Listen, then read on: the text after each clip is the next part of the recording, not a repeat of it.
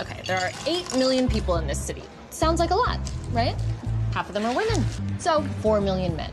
And then you gotta have some age limits. Let's say over 20, keep it legal, under 40. keep it sexy. Now it's a million. Right.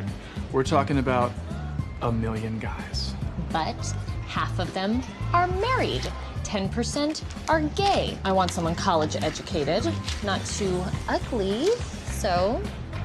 There's your boyfriend. I wish. He's gotta be taller than me, and he's gotta want kids.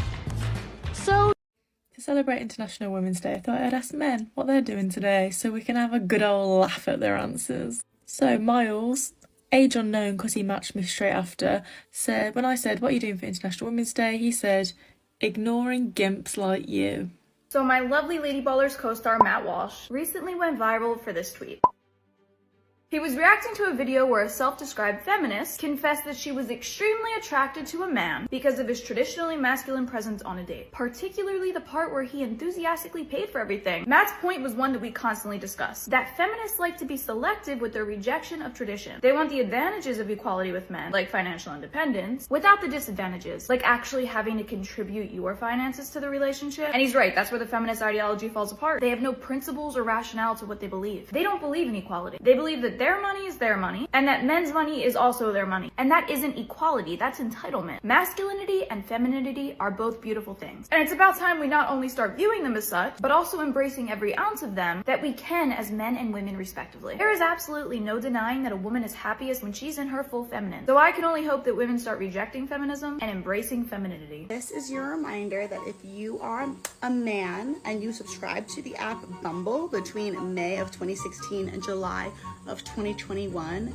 you may be entitled to compensation from Bumble's discriminatory practices. Thanks to male hero Carlos Mansour, we now know that Bumble discriminates against male users of its dating app who identify as being interested in women through its practice of only permitting women to message first. If you are a man who has been affected by this disgusting discrimination, you may be entitled to up to approximately $30 and or 20 free super swipes. It's time to take back your power, men. You are owed super swipes.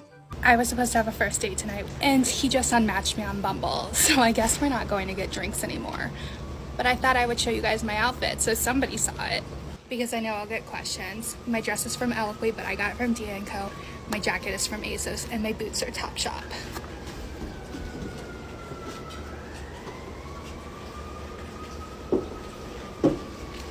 It's a cute look. His loss. She joined Bumble partly because it requires women to make the first move. The app markets itself as a 100% feminist solution to misogyny on other dating platforms. For those unfamiliar, Bumble flips the traditional dating script. Men can't message women first. Instead, the woman has to initiate the conversation. If she doesn't send a message within 24 hours, her match will automatically expire. Here's the catch: once she sends that initial message, she can't message again until the man responds. If he doesn't reply within 24 hours, the match disappears. It's a two-way street, but this setup does give attractive women the upper hand. They can match with countless people, boosting their ego without getting overwhelmed by a flood of messages. The app also allows users to send pictures and even features live calls and video chats to minimize catfishing. While it does attract quality women, at least by dating app standards, it still hasn't worked out for our feminist professor. I tell myself that I would rather be alone forever than settle, and I'm a little worried the universe is like, okay, bet. Enjoy freezing your eggs, bitch. Enjoy raising children alone, slut.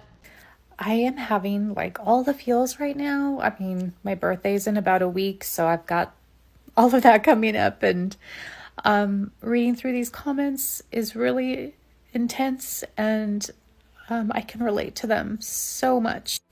This is my story right here. I spent my 30s in a relationship with a man that I was very much in love with and expected to marry and have a kid with. And when I was 38, he left me for a 20-year-old. And it was so funny because at the time, I was amazingly optimistic. I really believed that, I was going to go out. I got a new job. I somehow managed to turn my life around after all of that. And I was absolutely convinced that my horrific experience in romantic relationships was like statistically likely to take a turn for the better and that I was going to meet someone and I was going to be able to have a baby right under the wire. But that did not happen, not even by a long shot.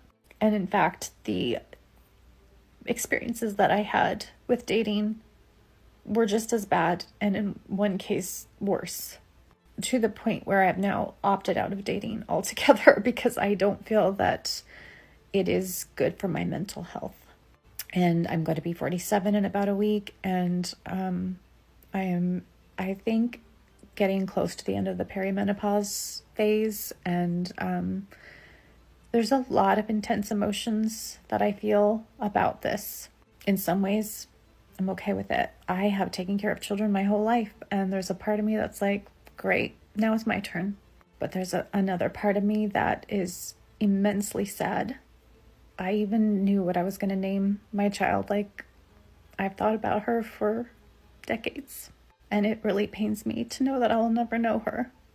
But I think the hardest part of this is that it comes with so much fucking shame. Not because of us. Like, we don't do this to ourselves. It is all from out there. Our society is so judgmental of women who didn't get married and don't have kids. And I hear it on a daily basis every single time I get on social media. I hear it from my own nieces who ask me sometimes, I don't understand why you're a woman if you didn't have children. They're 7 and 9. Where did they learn that kind of... The shame is everywhere. And I wish I could say it gets easier, but it does not. Today's article is titled Feminist Joins Empowering Dating App, Begs for Return of Patriarchy After Constant Rejection on a Site Called Pluralist. The site claims to be the future of conservative media, fast, smart, and irresistible. They cover events and ideas reshaping the American right, challenging conventional media narratives with innovative technology.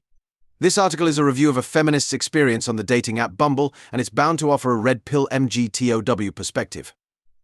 Spoiler alert, it won't be sugarcoating the situation for women. The article kicks off with a feminist professor complaining in a blog post that Bumble didn't deliver on its promise of female empowerment. Seriously? It's a dating app, not a miracle worker. It's hardly surprising that a feminist is griping about this. Complaining seems to be their default setting whenever things don't align with their worldview or cater to their demands. And shocker, this feminist is a post-war single who's clearly a super Karen about the whole experience. Just goes to show, when things don't go their way, the tantrums start flying. Will he respond? Will this one, like me, she recalled, agonizing over these questions, admitting that putting herself out there repeatedly made her feel vulnerable, not empowered. Now, she understands how men feel because they have to make the first move 90% of the time, and it's even harder in person. Especially today, with social media amplifying the stakes, men face public embarrassment when women put them on blast for simply making a move. They get called out and ridiculed in front of millions. It's ironic because these feminists claim to be strong and independent, but their independence seems to vanish when it comes to dealing with the realities of dating. They celebrate chivalry when it comes from the top 10% of men, but when it's from an average guy, suddenly it's deemed sexist. What are your thoughts? Share them in the comments below. If you enjoyed this video, don't forget to like and subscribe, and hit the notification bell so you don't miss future uploads. See you next time.